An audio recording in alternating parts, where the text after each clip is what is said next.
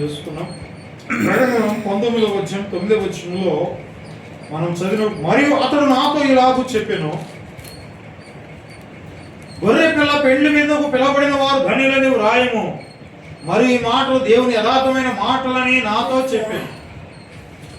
అందుకు నేను అతని నమస్కారం చేయుటగాను అతని పాదములు ఎదుట సాగిలు పడగా, అతడు వద్దు సుమి, నేను నీతోను యేసును గురించిన సాక్ష్యం చెప్పు, నీ సహోదరులతోనూ సాదాసులను దేవునికే నమస్కారం చేయము, యేసును గురించిన సాక్ష్యము ప్రవచన సారమని నాతో చెప్పాను. దేవునికి స్తోత్రం.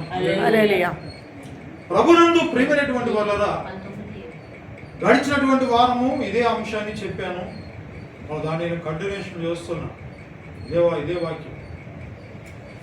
మరియు అతడు నాతో ఇలాగూ చెప్పాను, గొర్రె పిల్ల పెండ్లి విందుకు పిలవబడిన వారు ధన్యులని వ్రాయి. ఏ పెండ్లి విందు అంట ఇది?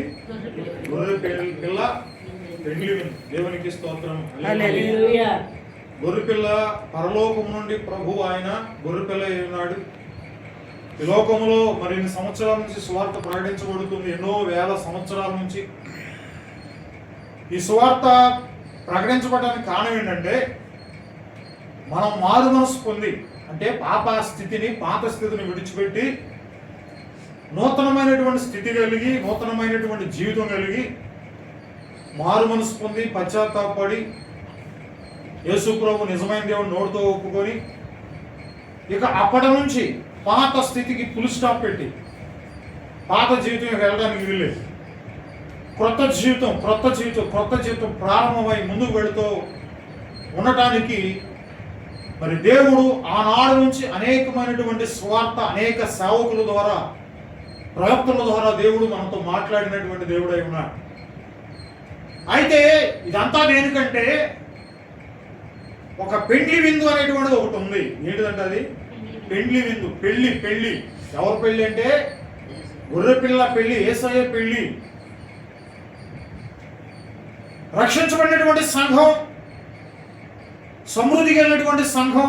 ఆ సంఘంలో ఎలాంటి పొరపాట్లు కానీ, మచ్చలు కానీ, డావులు కానీ ఏమీ లేవు. ఆ లేనటువంటి సంఘం ప్రియుడి కొరకు పైన వాటి మీద మనసు పెట్టి ఆ ఎదురు చూసేటువంటి సంఘం కొరకు ప్రభు అయినటువంటి యేసు క్రీస్తు పెళ్లి కుమారుడు అయిన భూలోకం మీదకి రాబోతున్నాడు. ఆ వచ్చేటువంటి సమయానికి ఈ లోకంలో ఉన్నటువంటి పెళ్లి కుమార్తెగా సిద్ధపడినటువంటి సంఘం, అదే వధువ సంఘం. ఆ సంఘము ఎలా ఉండాలంటే, సిద్ధపడి ప్రియుడిని ఎదుర్కొనేటువంటి వారిగా, ప్రియుడు ఆయన వచ్చి ఈ సంఘాన్ని తన చేయి పట్టుకుని ఏం చేస్తాడట, తీసుకువెళ్తాడు. పెళ్లి కుమార్తె ఆ యొక్క విందుకు మనందరం వెళ్ళాలి.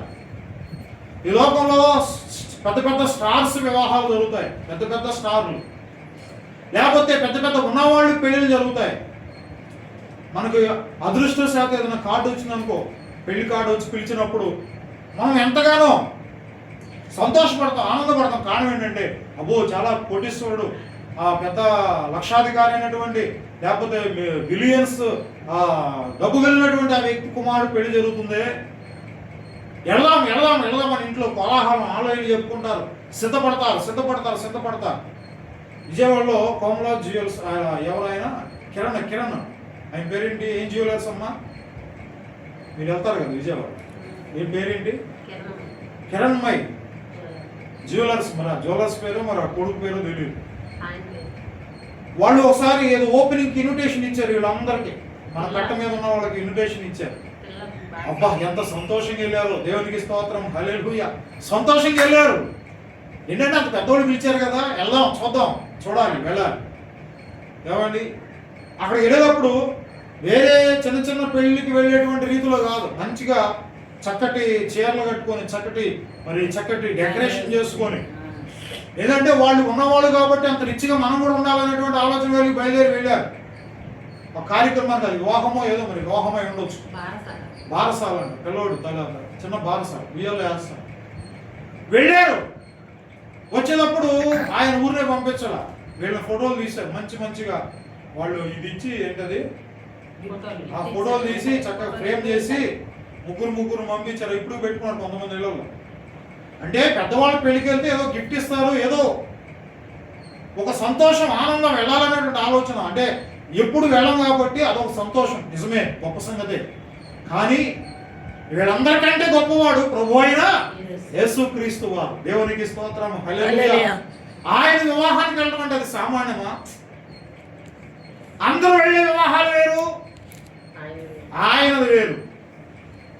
ఆయన చరిత్ర కలిగినటువంటి వాడు, ఆయన సుచరిత్ర కలిగినటువంటి వాడు. దేవునికి స్తోత్రం, హల్లెలూయా. ఆయనలో సువాసన ఉంది, పరిమళ సువాసన కలిగినటువంటి వాడు. ఆ సువాసన కలిగినటువంటి పెళ్లి కుమారుడు. యోబేలు గ్రంథంలో ఒక మాట ఉంటుంది, పెళ్లి కుమారుడు అంతఃపురంలో నుండి బయలుదేరాడు. ప్రియురాలు ఎక్కడి నుంచి వచ్చిందంట? గదిలో నుండి. ఈ లోక సంబంధమైన గది, ప్రార్థనా గది. ప్రార్థనలో నింపబడి ప్రార్థనా జీవితం కలిగి లోకం వైపు చూడకుండా, లోకంలో ఉన్నటువంటి ఆశ వైపు చూడకుండా, బైబిల్ ఒక మాట ఉంది, లోకం వైపును లోకమందైనను లోకం వైపును మనం ఏం చేయకూడదట?